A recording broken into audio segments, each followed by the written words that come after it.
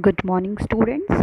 In the last class, we have started a new fund, that is borrowed fund, in which we have completed a trade credit, as well as we have started a public deposit, in which we studied the what is the meaning of the public deposit, as well as we have studied the different features and characteristics of the public deposit, and some of the points of the advantages of the public deposit we have already studied, that is the procedure of the public deposit. The issuing of the public deposit is very simpler, as well as it is very economical. Now in today's class we are going to start a third advantages of the public deposit, that is no security. So public deposit are unsecured, so the asset of the company are free to be used as mortgage in the future. Okay, so public deposit क्या होते हैं, वो unsecured होते हैं, means उसमें कोई भी security नहीं होती है. So the asset of the company, जो भी कंपनी के असेट्स हैं, ओके, जो भी कंपनी के असेट्स हैं उसके, they all are free to be used as the mortgage. Means company क्या कर सकती है, अपने उस असेट को as a mortgage future period of time के लिए उसको वो यूज़ कर सकती है. Next is reduction in tax liability. Interest paid on the public deposit is deducted from the total income of the company, hence it help in bringing down the tax liability. Okay, whatever the interest which is paid on the public deposit, it is the deducted from the total income of the company. Okay, so अगर कोई भी company की income हो रही है, जो भी income अगर फॉर एग्जांपल 1 लाख है, तो कंपनी क्या करेगी, जो भी वो पब्लिक डिपॉजिट पे इन्वेस्टमेंट करेगी एज वेल एज जो इंटरेस्ट प्रोवाइड करेगी, उसमें से कम interest paid on the public deposit is deducted from the income, total income of the company. अगर वो क्या करेगी 60,000 या फॉर एग्जांपल वो 20,000 10,000 वो क्या कर रही है, पे कर रही है, तो डैट मीन्स 90,000 की कंपनी क्या करती है, जो भी इंटरेस्ट पेड कर रही है पब्लिक डिपॉजिट पे, वो it is deducted from the total income of the company. Company की जो भी टोटल इनकम है उससे क्या हो जाता है, ये डिडक्ट हो जाता है. Hence it help in bringing down the tax liability. Means अब कंपनी को क्या है, पहले अगर वो इनकम, अगर फॉर एग्जांपल कंपनी की इनकम 1 लाख हो रही है, तो कंपनी को क्या करना पड़ेगा, 1 लाख के अकॉर्डिंग टैक्स पे करना पड़ेगा. बट अगर कंपनी क्या करिए, पब्लिक डिपॉजिट पे जो इंटरेस्ट पेड कर रही है जनरल पब्लिक को, उसको माइनस कर दो, 10,000 माइनस कर दे, तो अब क्या आएगा 90,000. तो अब कंपनी क्या करेगी, इस 90,000 पे टैक्स को पे करेगी. कंपनी क्या है, लायबल किसका है, बस 90,000 पे जो उसको टैक्स पे करना पड़ेगा वो उस पे करेगी. तो इससे क्या हो गया, कंपनी के लिए मेरिट हो गया, क्योंकि वो कंपनी जो भी पब्लिक डिपॉजिट था उसको उसने पेड भी कर दिया, एज वेल एज उन पे इंटरेस्ट भी पेड कर दिया, और वो अपने प्रॉफिट को भी कम दिखा दी. अब प्रॉफिट को अगर वो कम दिखाएगी तो इंटरेस्ट भी उसको क्या करना पड़ेगा, कम पे करना पड़ेगा. Okay, next is flexibility. Public deposit can be repaid when they are not required. Okay, public deposit क्या हो जा सकता है, अगर उसका कोई नीड नहीं है, कंपनी को रिक्वायरमेंट नहीं है, तो कंपनी क्या करती है, उसको रीपे कर देती है. Therefore public deposit introduce flexibility in the financial structure of the company. Okay, जो भी फाइनेंशियल स्ट्रक्चर है कंपनी का, मीन्स जो भी उसकी financial stability, in where the company is investing his or her money, so it will also show the some flexibility. उसमें भी क्या होता है, कंपनी को फ्लेक्सिबिलिटी होती है. Next is no dilution of the control. Means जो उसके कंट्रोल है वो क्या है, उसमें कोई भी डाइल्यूशन नहीं है, मीन्स में कोई भी कमी नहीं है, एज वेल एज उसमें क्या है, कोई भी उसको फ्रीली शो नहीं किया जा रहा है. Public depositors have no voting right. That means जो भी पब्लिक डिपॉजिटर्स हैं, जो मनी डिपॉजिट कर रहे हैं, उनको they don't have any kind of voting rights. They cannot influence the decision of the company, as well as they are not influence the decision of the company. वो company के जो भी decision है उसको भी क्या कर रहे हैं, इन्फ्लुएंस नहीं कर रहे हैं. There is no dilution of the share holder control, okay, as well as कोई भी शेयर होल्डर के कंट्रोल में भी कोई भी डाइल्यूशन नहीं है, ओके। सो कंट्रोल पे कोई भी डाइल्यूशन नहीं है, मैं दैट मीन्स कि उसकी जो भी वैल्यूज़ है एज वेल एज जितना भी उसको अपॉर्चुनिटीज़ और अथॉरिटी प्रोवाइड किया गया है उसमें कोई भी डाइल्यूशन प्रोवाइड नहीं किया जा रहा है, मीन्स एग्जेम्पशन प्रोवाइड नहीं किया जा रहा है, विच मीन्स पब्लिक डिपॉजिटर्स जो होते हैं they don't have any kind of voting rights, they cannot influence the decision of the company, वो कंपनी के डिसीज़न को भी इन्फ्लुएंस नहीं करते हैं, एज वेल एज कोई भी जो शेयर्स होल्डर्स का कंट्रोल है उसमें भी कोई भी डाइल्यूशन प्रोवाइड नहीं होता है। Now the next one is demerit और disadvantages of the public deposit. So raising finance through public deposits suffer from the following limitation. Limited amount. The amount of funds that can be raised by the first one is limited amount. The amount of funds that can be raised by way of public deposit is limited because of legal restrictions. Public deposit cannot exceed 25% of share capital and free reserve, okay. So the amount of funds that can be raised by the way of public deposit is limited, okay. जो fund अगर कोई company कितना fund raise करेगी इसमें भी क्या होता है, एक रिस्ट्रिक्शंस और लिमिटेशंस होता है, because of the legal restriction इसमें भी रिस्ट्रिक्शंस होता है, लिमिटेड अमाउंट है। इट डजेंट मीन कि कंपनी अपने अकॉर्डिंग उसको जितना मन करे वो रेज कर सके। So public deposit can not exceed 25% of the share capital, जो भी इसका शेयर कैपिटल है वो उसके 25% से ज़्यादा इंक्रीज नहीं कर सकता है, एंड द फ्री रिजर्व, ठीक है, जो भी इसका शेयर कैपिटल है, जो भी इसके रिजर्व्स हैं उसके वो 25% से एक्सीड नहीं कर सकता है। So there is also some limitations of the issuing or the raising the public deposit. Now the next one is uncertainty. Public deposit is an uncertain and unreliable source of finance. Okay, जो भी public deposit है ये क्या है, uncertain है, means इसमें कोई भी certainty नहीं है, unreliability है, कोई reliable नहीं है। During depression period of depositor may not respond, also deposit may withdrawn whenever the financial position of the company is not stable. That means कोई स्टेबिलिटी नहीं है, अनसर्टेनिटी बहुत ज़्यादा है, मीन्स अगर डिप्रेशन हो गया, मीन्स अगर हर एक की प्राइस क्या हो गई, डिक्लाइन कर गई, so that during depression period of the depositors depression period the depositor may not respond, कि जो डिपॉजिटर हैं जो डिपॉजिट करे, कंपनी क्या कर रही है, एडवर्टीजमेंट कर रही है, बट डिप्रेशन के कंडीशन में कोई भी जनरल पब्लिक रिस्पॉन्ड ही नहीं कर रही, कोई इन्वेस्ट ही नहीं कर रही है। Also deposit may be withdrawn when ever the financial position of company is not stable. अगर कोई जनरल पब्लिक देख रही है कि इस कंपनी की क्या है, economically as well as financial condition सही नहीं है, इन दैट केस वो क्या कर सकती है, अपने मनी को वहाँ से विदड्रॉ भी कर सकती है, okay. So there is also uncertainty in the public deposits.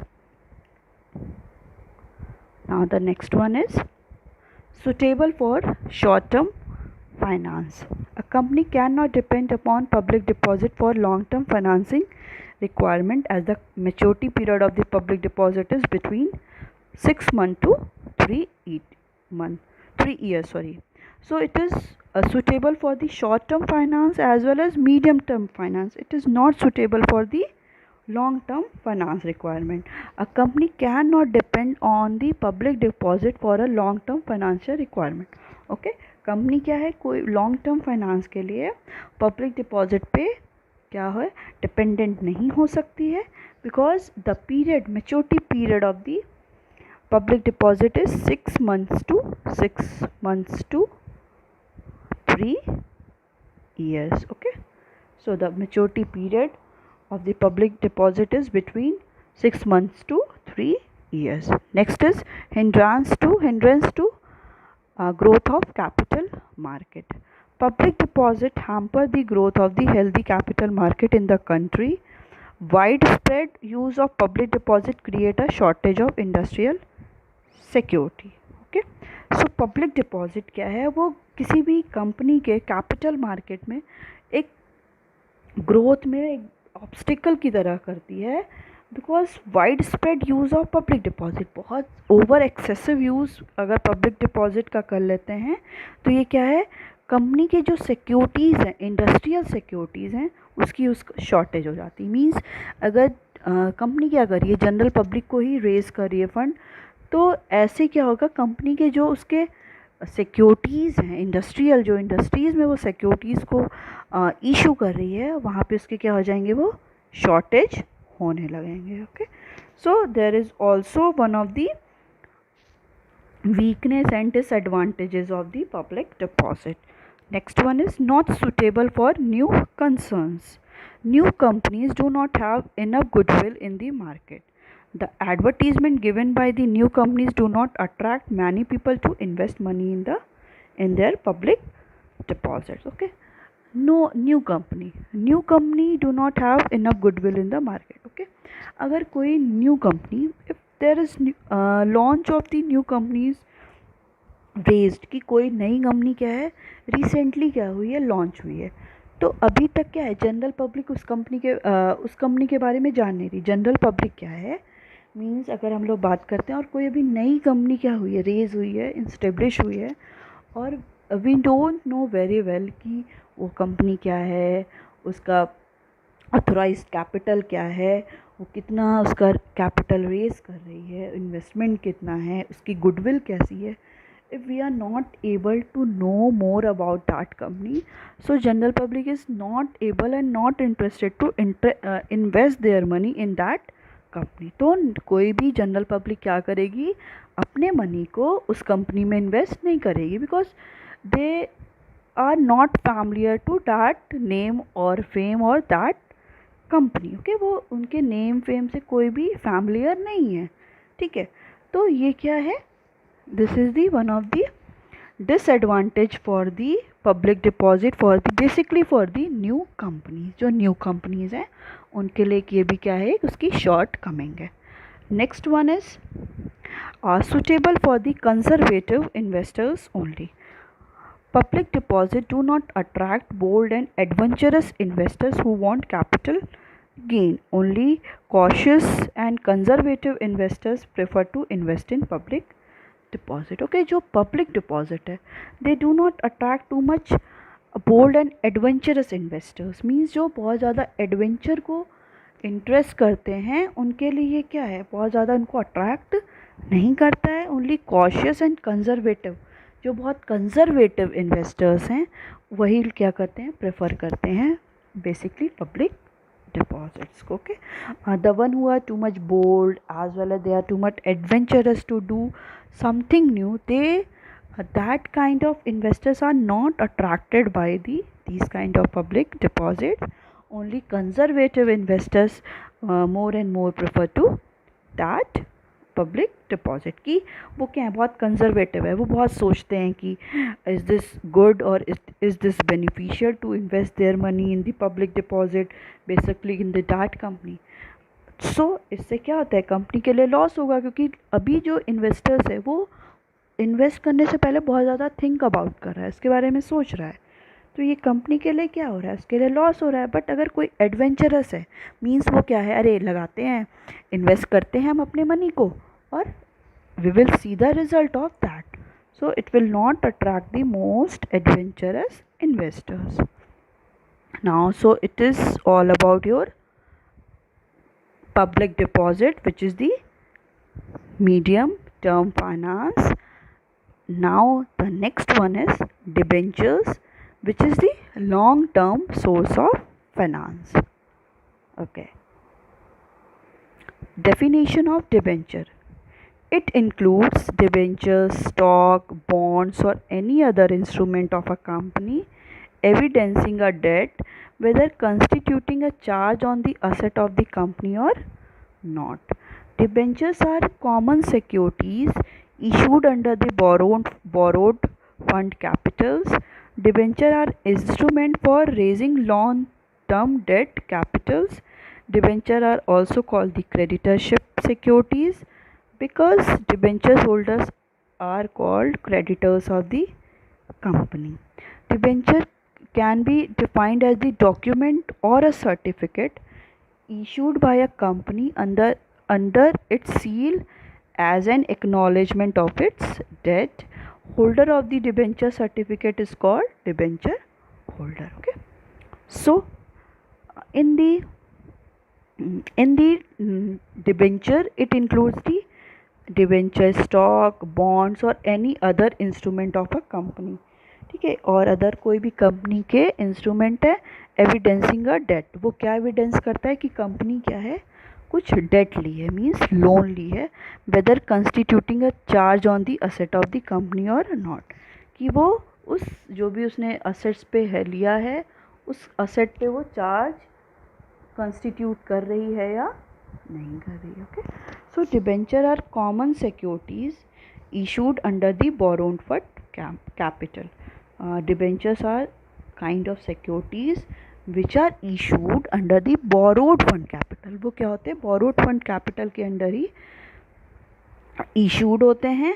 Debentures are the instrument for raising long term debt capital. Okay, debentures क्या होते हैं, वो instrument होते हैं which is raised for the long term debt capital. Means ये long term debt के लिए ही use किया जाता है. ठीक है, लॉन्ग टर्म फाइनेंस के लिए ही इसको यूज़ किया जाता है. And debentures are also called the creditorship securities. Simply means अगर कोई कंपनी को क्या है, लोन लेना है, वो क्या करती है, इशू करती है. मीन्स एक it is a just kind of certificate और document which is issued by a company under its seal. वो एक ये एक्नॉलेज करती है ऑफ इट्स डेट कि वो कंपनी ने कितना डेट एज अ लोन लेके रखा है, जिससे वो क्या करती है, कंपनी उस मनी को इन्वेस्ट करती है. Okay, so debentures are called creditorship securities. Debentures are also called the creditorship securities. इनको हम लोग क्रेडिटरशिप सिक्योरिटीज भी कहते हैं because debenture holder are called creditors of the company. Because जो debentures हैं, debentures holder, the one who is holding the debentures, they all are called as the creditors of a company. उनको company के क्या बोलते हैं, creditors भी बोलते हैं. So debenture can be define as the document और a certificate which is issued by a company. एक सर्टिफिकेट होता है which is issued by a company. Company इसको इशू करती है under its seal as an acknowledgement of its date.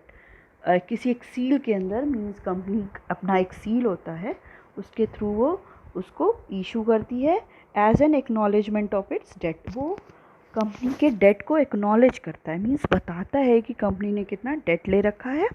Holder of A debenture certificate is called debentures holder. जो भी debenture certificate को hold किया है उसे क्या बोलते हैं, debentures holder. Okay, now the next one is features and the characteristics of the debentures.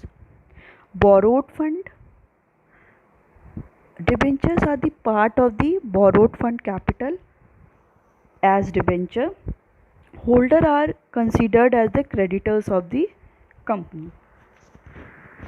Okay, so debenture are part of the borrowed fund capital as debenture. Okay, debenture क्या होते हैं, they all are the part of the borrowed fund capital as debenture. ये borrowed fund के part होते हैं. holders of the holders are considered as the creditors of the company. holder को क्या बोलते हैं, creditors, company के creditors होते हैं. okay, now the next one is fixed rate of interest. the interest on the debenture is paid at a fixed rate. okay, जो भी हम interest को paid कर रहे हैं debenture पे, they all paid at the fixed rate. वो fixed rate पे paid होते हैं. the rate of interest is decided in the annual general meeting of the company. कि किस rate पे rate of interest paid करना पड़ेगा, it is decided in the annual general meeting of the company. company की जो general meeting होती है, in that meeting the rate of interest is decided कि कितना जो हमें जब कोई भी अगर लोन लेता है तो लोन लेने पे क्या करना पड़ता है, इंटरेस्ट पेड करना पड़ता है.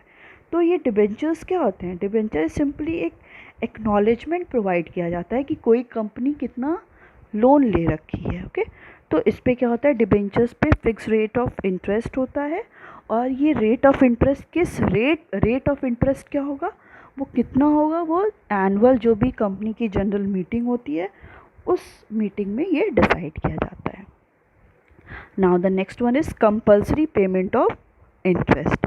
Payment of regular and fixed rate of interest is legal obligation of the company. Company has to pay interest to its debenture holder irrespective of its profit earning capacity. Okay, payment of regular and fixed rate of interest is legal obligation of the company. ठीक है, ये company की responsibility है कि company क्या करेगी, जो भी लोन लिया है उसने वो क्या करेगी, उस पर फिक्स रेट ऑफ इंटरेस्ट, उस पर fixed and the regular rate of interest paid करेगी. Company has to pay interest to its debentures holder.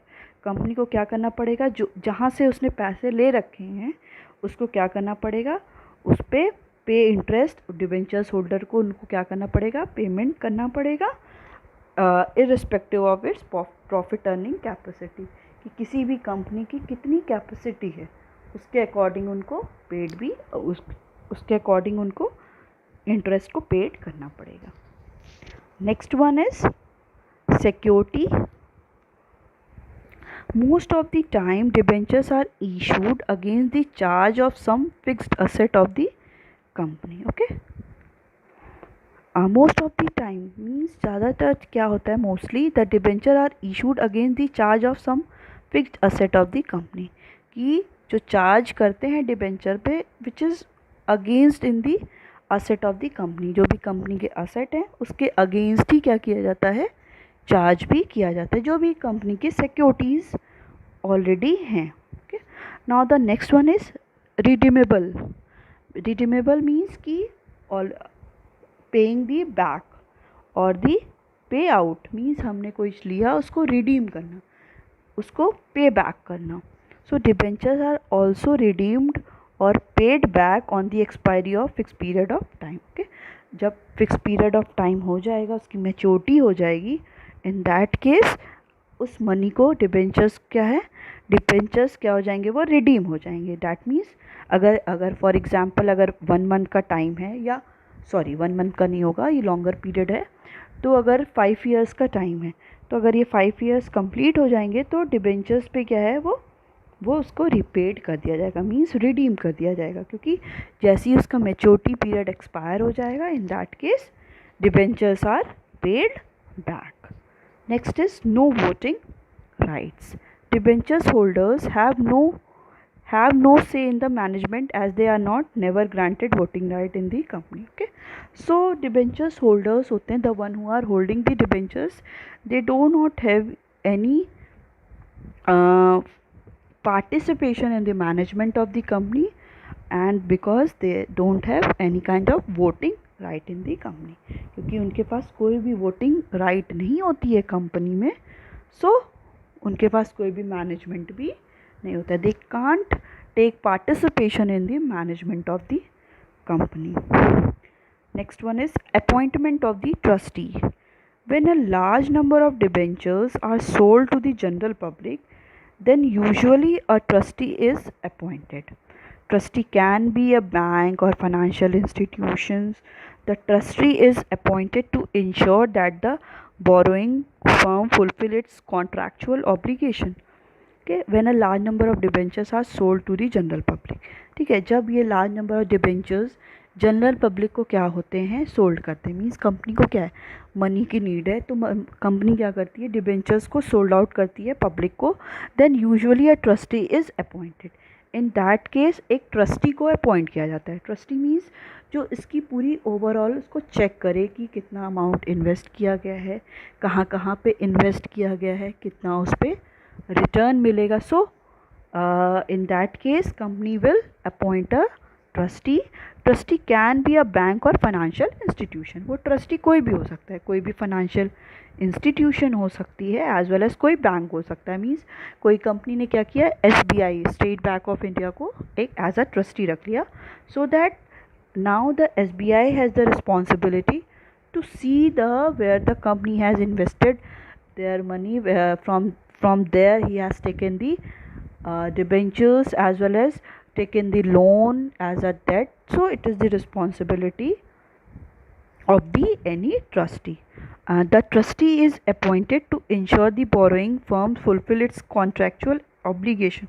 Okay, basically the trustee is appointed to ensure, to see that the borrowing firm, the one who is borrowing the money, the firm who is taking the money